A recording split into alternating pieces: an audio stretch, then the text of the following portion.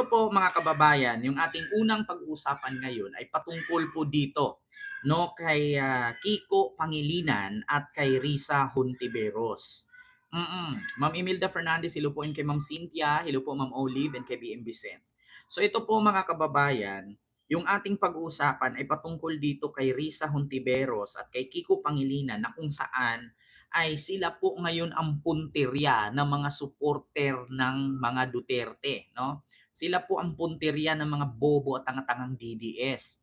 Na kung saan mga kababayan, kung naalala nyo po, pinabulaanan po ito ni Senator Risa Hontiveros na hindi po totoo yung kumakalat no na picture na katabi nila itong naturang estudyante na Maril no kasama nung Nash. Yeah? Nash yung pangalan ng isa, yung payat, yung maliit. Oo, nagulat na lang sila na kumakalat po ngayon sa social media yung naturang picture nila mga kababayan. Ito po pinabulaanan po ni Senator Risa Hontiveros itong kumakalat na picture na kung saan ay ipinost po ito ng News 5. Ayan po mga kababayan, nagulat sila at nagtaka sila na kung bakit mukha ni Kiko Pangilinan at ni Risa Hontiveros katabi nila yung naturang bata na namaril. Ito po ay AI generated picture mga kababayan. So pag sinabi nating AI generated picture or intelligence, artificial intelligence, ito po ay gawa lamang ng computer or edited, no, mga kababayan. So ito po ay post ng News 5 na ang sabi dito, huwag maniwala sa AI assisted fake news. Ito ang babala ni Senator Risa Hontiveros sa publiko kaugnay ng kumakalat na peke at AI-generated na litrato sa social media kung saan kasama ng senador ang suspect sa Tacloban shooting incident.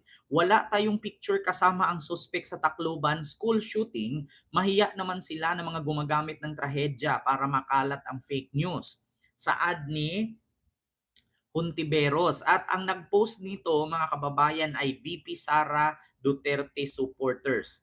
Grabe protektado ang mga kriminal ngayon. Tae na talaga ang batas ngayon. Dapat pagbuhay ang kinuha, buhay din ang kapalit. No, ito nga mga kababayan, no, at ipakita ko din po sa inyo yung naturang mukha. Ito po siya, mga kababayan. Malayo po, no? Malayo po sa katotohanan itong naturang mukha, mga kababayan, no? Ito po ay pinabulaanan ni Senator Risa Hontiveros na kung saan ay ang layo po, no? Ang layo po mga kababayan. Kung titignan niyo po yung picture ng tao, para po siyang si Alden Richard na parang si Kiko Pangilinan at si Risa Hontiveros na parang si, hindi ko alam kung kamukha ng jowa ni Sir Gavin, si Elma. Ito nakakatawa mang isipin, pero mga kababayan, awareness po sa lahat, no? Bago po tayo magkomento ay dapat tignan po natin yung mukha, kung kamukha po yan ni Risa Hontiveros at kamukha po yan ni Kiko Pangilinan. Kasi nakalagay kasi sa kanilang damit ay Risa Hontiveros at Kiko Pangilinan, nakatabi nila yung suspect sa pamamaril sa Tacloban School. Kung tutuusin niyo po mga kababayan, yung naturang mukha po ng lalaki na sinabing si Kiko ay kamukha po ni Alden Richard. Kung ganun lang kagwapo si Kiko, ay nako, Diyos niyo Marimar, mukhang hindi talaga iiwan ni Sharon. Kamukha po ni Alden Richard yung sinasabing si Kiko, at yung babae naman na sinabing si Risa ay kamukha ni Elma na jowa ni Sir Gavin ng Kapinpin Brothers. At yung namaril naman mga kababayan ay hindi na po siya kamukha nung bata, no? Iba na po ang kamukha niya, no, mga kababayan. So AI generated po 'yan. So nakalagay po dito, Hontiveros debunks AI generated photo linking her Pangilinan to Tacloban shooting suspect. No? So klarong-klaro po ha mga kababayan. Ma'am Kanji, hello po sa iyo diyan. No? So, sabi nga dito mga kababayan ni Risa Hontiveros, mahiya naman po yung nagpakalat niyan. So, ito po yung video. Nilinaw ni Senator Risa Hontiveros na fake news at AI-generated lamang ang kumakalat na larawan niya sa social media. Kasama ang umano'y isa sa mga estudyanteng suspect sa pamamaril sa loob ng paaralan sa Tacloban City. Mm. Sa post ni Senator Hontiveros, sinabi niya na wala siyang picture kasama ang nasabing estudyante at Wait iginiit. lang ha mga kababayan. Nilinaw ni Senator Risa Hontiveros na fake news at AI-generated lamang ang kumakalat na larawan niya sa social media kasama ang umano'y isa sa mga estudyanteng suspect sa pamamaril sa loob ng paaralan sa Tacloban City. Mm. Sa post ni Senator Hontiveros, sinabi niya na wala siyang picture kasama ang nasabing estudyante at iginiit na edited o gawa-gawa lamang ang larawan. Mensahe ng senadora, mahiya naman sana ang mga taong ginagamit ang naturang trahedya para lamang magpakalat ng fake news.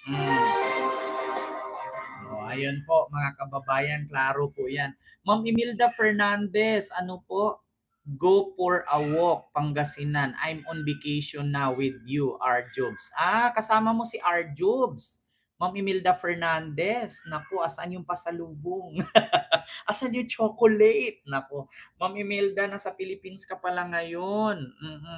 Ma'am Christine, Ma'am Scarlett, and kay Ma'am Corazon Ramos. So ito po mga kababayan ha, nilinaw po mismo ni Senator Risa Hontiveros na kung saan po mga kababayan ay wala pong katotohanan yung kumakalat na picture na ipinost po ng supporter ni Sara kasi nakalagay po doon BP Sara at saka kung buksan niyo po yung page yung naturang nag-post ay puro po Sara Duterte ang nakalagay. Ayun, maraming salamat po Ma'am Kanji Official sa iyong super sticker. Thank you so much. And kay Ma'am Christine. Ayun, and kaya nasa Ordaneta kayo ma'am, malayo-layo nga po. So, klarong-klaro po ha mga kababayan na talaga namang nabiktima po talaga no si Senator Risa Hontiveros at si Kiko Pangilinan. Kasi kung naalala niyo po mga kababayan, no, isa po si Risa Hontiveros at si Kiko Pangilinan sa mga pumirma dito sa Juvenile Justice Law or Act, no, na patungkol dito sa mga kabataan na pwedeng maparusahan at makulong sa edad 15 pataas. At ito nga mga kababayan ay gusto nga ni Senator Robin Padilla na gawing 10 taong gulang pataas na ang dapat makulong or mapatawan ng parusa, no? Pasok sa kriminalidad.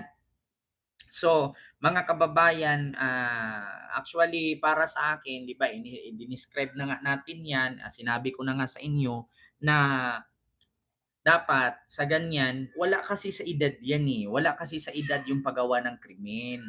Nasa pagdisiplina po ng magulang 'yan, mga kababayan. Bakit?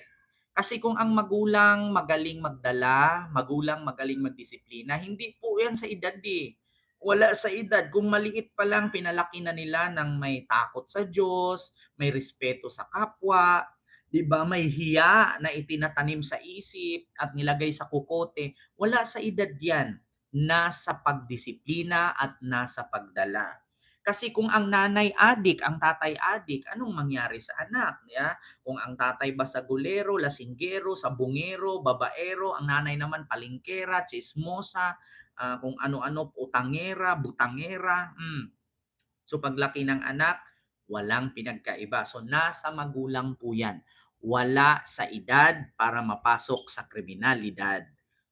Kahit sino po ang tatanungin natin mga kababayan, nasa magulang po yan. Pasalamat nga po tayo dito sa Pilipinas na sobrang haba po, no? Oo, Ma'am Kanji Official.